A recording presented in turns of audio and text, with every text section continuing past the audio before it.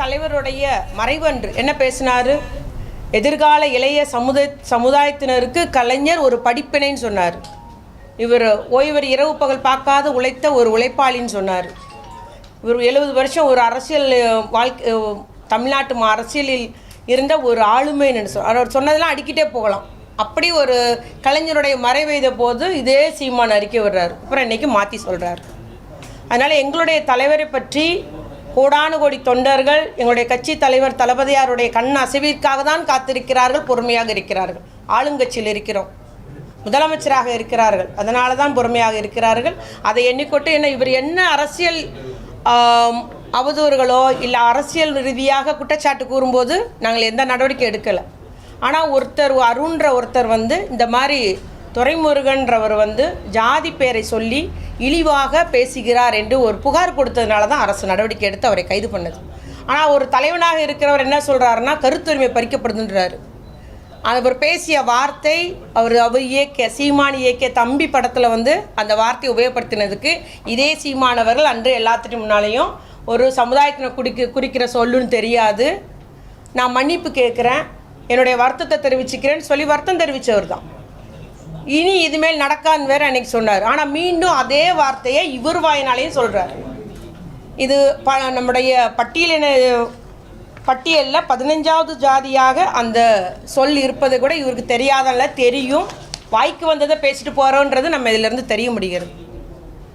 அதே வார்த்தையை இன்றைக்கி சொல்லியிருக்கிறாரு. அவர் தொண்டர் சொன்னதை இவர் மீண்டும் சொல்லிவிட்டு கைது பண்ணுங்க அப்படின்ற மாதிரி சொல்கிறார். இது தலைவனுக்கு ஒரு அழகல்ல, தலைவனுக்குரிய பண்பும் அல்ல.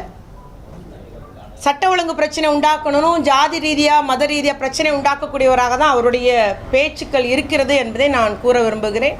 ஏன்னா ஒரு முறை பேசியிருக்கிறாரு, நம்மெல்லாம் தேவனுடைய பிள்ளைகள் நினைக்கிறோம், இந்த கிறிஸ்தவர்களையும் இஸ்லாமியர்களும், ஆனால் அவர்கள் சாத்தானுடைய பிள்ளைகளாகி நீண்ட காலம் ஆகிவிட்டது அப்படின்னு சொல்கிறார் ஒரு அறிக்கையில். இப்படி இஸ்லாமியர்களையும் கிறிஸ்தவர்களையும் பழி சொல்லி பேசுகிறார். ஒரு ஈரோடு இடைத்தேர்தல் என்ன பேசினார்னா, தூய்மை பணியாரெலாம் தெலுங்குல இருந்து வந்தவங்க அவங்க நம்ம தமிழ்நாட்டுக்காரர்களை கிடையாதுன்னு சொல்கிறார். ஆனால் தமிழ் குடின்னு பேசுகிறவங்க எப்படி ஒரு ஜாதி பேரை சொல்லி இழிவுபடுத்துகிறான்றதை இந்த மாதிரி ஜாதி பெயராலும் மதத்தின் பெயராலும் சட்ட ஒழுங்கு பிரச்சனை உண்டாக்க வேண்டும் என்பதற்காகவே உரையாடி பேசி வருகிற சீமான் அவர்களை திராவிட முன்னேற்ற கழகம் வன்மையாக கண்டிக்கிறது.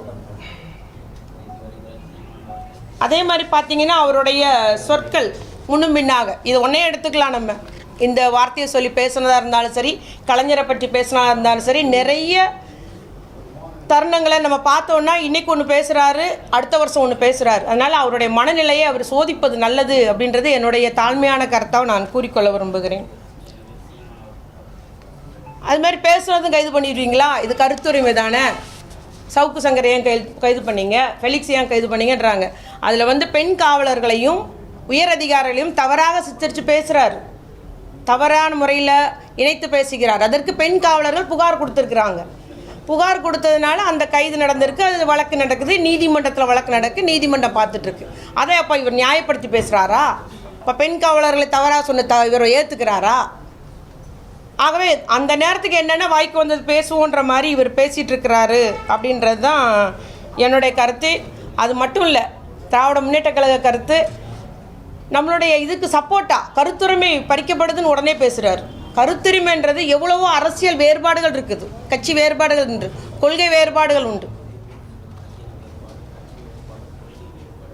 ஆனால் இது மாதிரி தனிப்பட்ட முறையில் தவறான சொற்களை உபயோகப்படுத்தி பண்ணுறது, ஒரு உண்மைக்கு புறம்பான செய்திகளை சொல்கிறது, வேணுமனே பிரச்சனை உண்டாகட்டும், சட்ட ஒழுங்கு பிரச்சனை உருவாக்கணுன்றது பேசுகிறது இது ஏற்கத்தக்கதல்ல.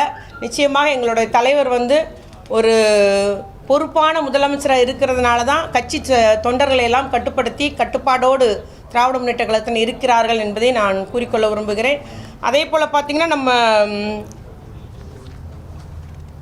அவருடைய தவறான தகவல்களை, நிறைவேற்ற முடியாத செயல்களை, நடைமுறைக்கு சாத்தியப்படாத செயல்களை எல்லாம் அடுக்குமொழியில் பேசி தவறாக சமுதாயத்தையும் சமூகத்தையும் நம்ம தமிழ் சமூகத்தை தவறாக வழிநடத்துகிறார் என்பது என்னுடைய குற்றச்சாட்டாக வைக்க விரும்புகிறேன். அதே போல் அவருக்கு பணம், அவருடைய கட்சிக்கு பணம்லாம் எங்கேருந்து வாங்குறான்றது உங்களுக்கெல்லாம் தெரியும்னு நினைக்கிறேன். இலங்கை தமிழர் பிரச்சனையை முன்னிறுத்தி உலக அளவில் பல்வேறு நிதி அவர் நன்கொடையாக அவருடைய கட்சிக்கு பெற்று வருகிறார். அதனால் எப்படி இலங்கையில் நம்ம ராஜபக்ஷை எதிர்க்கிறோமோ அதுபோல் தமிழ்நாட்டில் திராவிட முன்னேற்ற கழகத்தை எதிர்ப்பாக நாம் காட்டிக்கொள்ள வேண்டும் என்பதற்காக ஒவ்வொரு கட்டத்திலும் திமுக தலைவர்களையும் அவதூறாக அவர் பேசி வருகிறார் என்பதை நான் குறிப்பிட்டு கூற விரும்புகிறேன். அதனால் நம்முடைய நாம் தமிழர் நிறுவனத் தலைவர் சீமான் அவர்கள் கொஞ்சம் நாக்கை அடக்கி வாசிக்க வேண்டும். அரசியல் அறவேக்காடுத்தனமாக பேசக்கூடாது. அரசியல் முதிர்ச்சி இல்லாத ஒரு தலைவராக தெரிகிறார். தமிழ் சமூகத்தை தவறான தகவல் மூலம் அவர் தவறாக வழிநடத்தி வருகிறார் என்பதை மட்டும் நான் இங்கு கூறிக்கொண்டு, பச்சோந்தி போல இன்றைக்கி ஒன்று நாளைக்கு ஒன்று, இன்றைக்கி இவர் ஆதரித்து பேசுகிறது, நாளைக்கு மாற்றி பேசுகிறது, எதிர்த்து பேச, ஆகவே தான் பேசியது என்னவென்றே அவர் தெரியாதபடி பேசி வருகிறார் என்பதை நான் கூறிக்கொண்டு, இவர்கள் அரசியல் தலைவருக்கே தகுதியானவர் அல்ல, அரசியல் பண்பு அற்றவர், தரமில்லாத ஒரு அரசியல் நடத்தி வருகிறார். இவர் எங்களுடைய தலைவரை பற்றி பேசுவதற்கு இவருக்கு அருகதையே கிடையாது. நிச்சயமாக தமிழ்நாடு உள்ளவரை முத்தமிழர் கலைஞருடைய புகழ் என்றும் நிலைத்து நிற்கும் என்று கூறி முடிக்கிறேன். நன்றி. சொல்லிட்டேன்ல, எங்களுடைய தலைவர் பொறுப்பான ஒரு முதலமைச்சர் இல்லையா, ஆளுங்கட்சி. அதனால் எங்களுடைய முதலமைச்சருடைய அந்த கண் அசைவுக்கு ஏற்பதான் எங்களுடைய தோழர்கள் தொண்டர்கள் செயல்படுவார்கள்.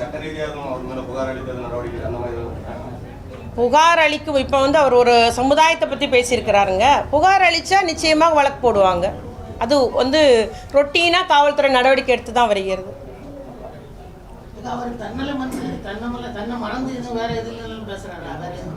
சொன்னேன்ல, அவர் மனநிலை சோதிப்பது நல்லதுன்னு சொன்னேன் இல்லையா. செய்திகளை உடனுக்குடனும் துல்லியமாகவும் தெரிந்து கொள்ள சப்ஸ்கிரைப் பண்ணுங்க.